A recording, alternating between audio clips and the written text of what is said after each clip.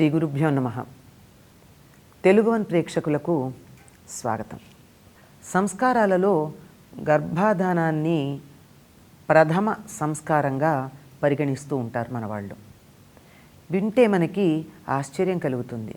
ఇదేమిటండి, పుట్టిన తర్వాత ఎన్నో అయి వివాహం అయిన తర్వాత జరిగేటటువంటి సంస్కారం కదా ఇది మొదటి సంస్కారం ఎట్లా అవుతుంది అని.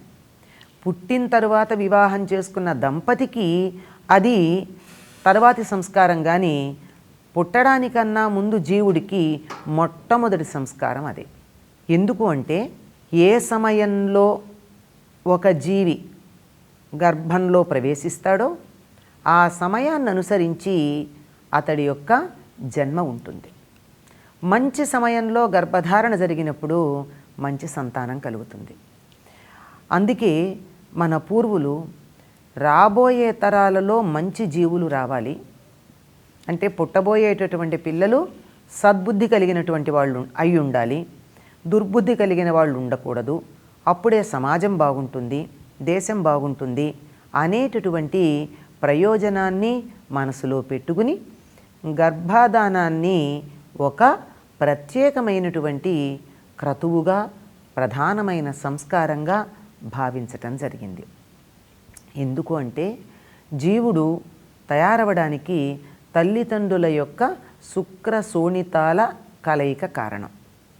ఆ శుక్ర శోణితాలు తయారవడానికి అని వెలువడే సమయంలో తల్లిదండ్రుల మనోభావాలు ఎలా ఉంటాయో దానికి సంబంధించిన లక్షణాలు కలిగిన జీవులు అందులోకి ఆకర్షించబడి ఉద్భవించటం జరుగుతుంది.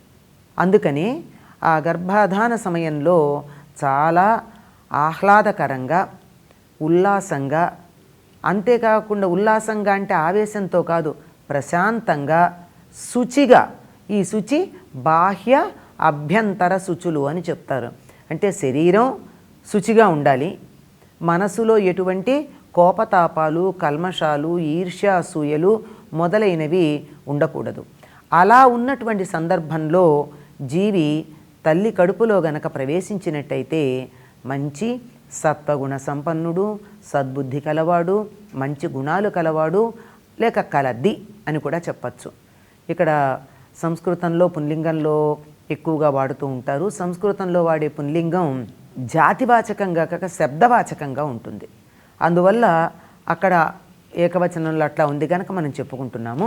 కనుక గర్భంలో ప్రవేశించబోయేటటువంటి జీవుడు సద్బుద్ధి కలవాడై మంచి సంతానం కలుగుతుంది. అందుకే మన పూర్వులు ఏం చెప్పారు అంటే, దాంపత్య జీవనం గడపడానికి విధి నిషేధాలు చెప్పారు. అంటే ఈ సమయాల్లో దాంపత్య ధర్మాన్ని పాటించండి, మంచి సంతానం కలుగుతుంది.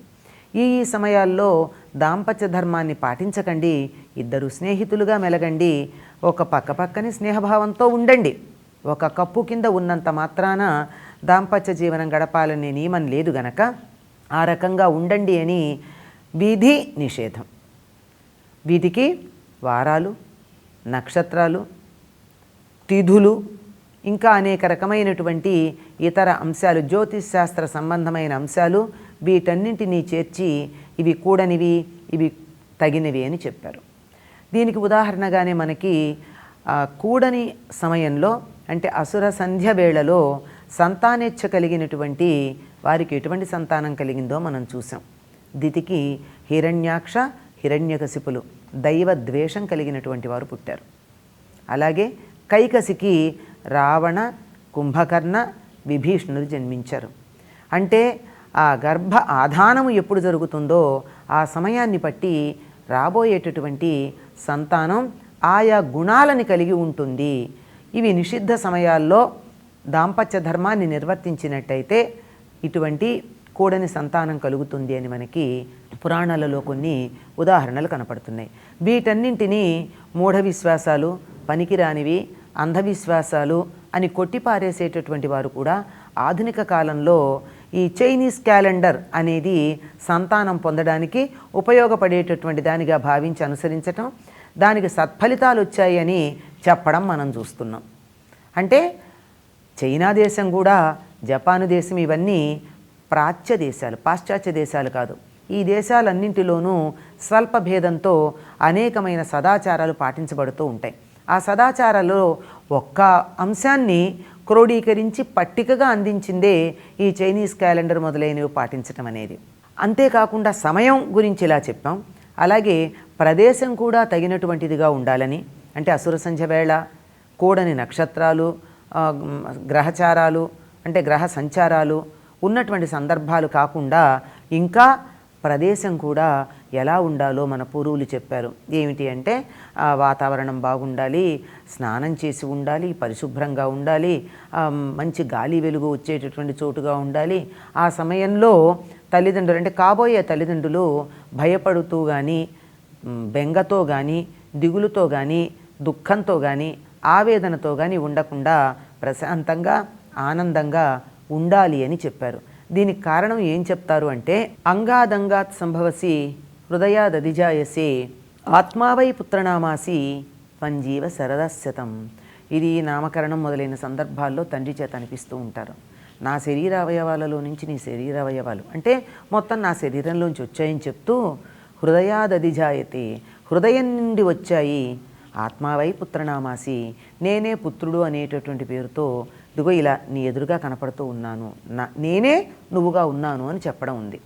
మరి హృదయంలోంచి పుట్టడం ఏమిటండి అంటే హృదయంలో ఉన్న భావం ఏదైతే ఉందో అది శరీరావయవాలేమో భౌతికమైనటువంటి ఆ కణం వల్ల ఏర్పడితే జీవ లక్షణమేమో ఆ సమయానికి హృదయంలో ఉన్న భావం వల్ల ఏర్పడుతుంది. ఈ సంగతిని ఆధునిక వైద్య శాస్త్రం కూడా అంగీకరించింది. గర్భధారణ సమయాన్ని గురించి వారు ఇంకా బాగా చెప్పలేకపోతున్నారు, కానీ తల్లి గర్భవతిగా ఉన్నప్పుడు ఉన్న ఆలోచనలు, భావాలు, ఆవిడ మానసిక స్థితి బిడ్డ యొక్క మనస్థితి మీద ప్రభావాన్ని చూపిస్తాయనే సంగతిని అందరూ అంగీకరించినటువంటి మాట.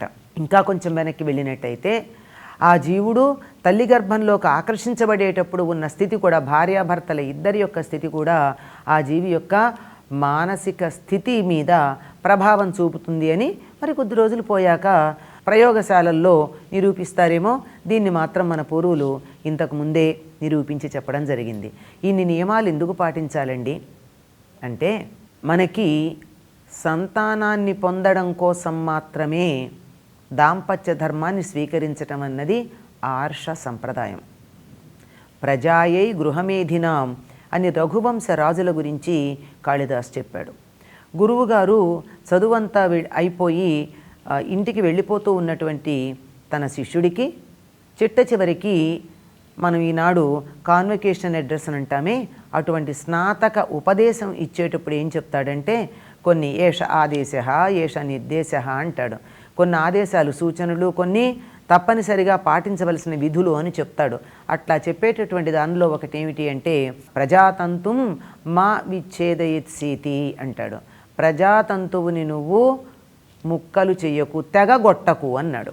అంటే ప్రజాతంతువు అంటే ఒక వంశంలో పరంపరగా ఎప్పటి నుండో కొన్ని తరాలుగా ఆ వంశంలో జన్యువులు ఆ పూర్వం ఉన్నటువంటి లక్షణాలను కొనసాగించుకుంటూ వస్తే ఎన్నో తరాలుగా తండ్రి నుండి కొడుక్కి, మళ్ళీ ఆ కొడుకు నుండి అతడి కొడుక్కి, అతడి కొడుక్కి, అతడి కొడుక్కి అలా వస్తూ ఉంటే నీ తరానికి వచ్చిన తర్వాత అవి తరువాత తరానికి నువ్వు కొనసాగించాలే కానీ దాన్ని మధ్యలో ఎక్కడా కూడా తెంచవద్దు అని ఒక ఆదేశం ఇచ్చి మరీ గురువు పంపిస్తాడు.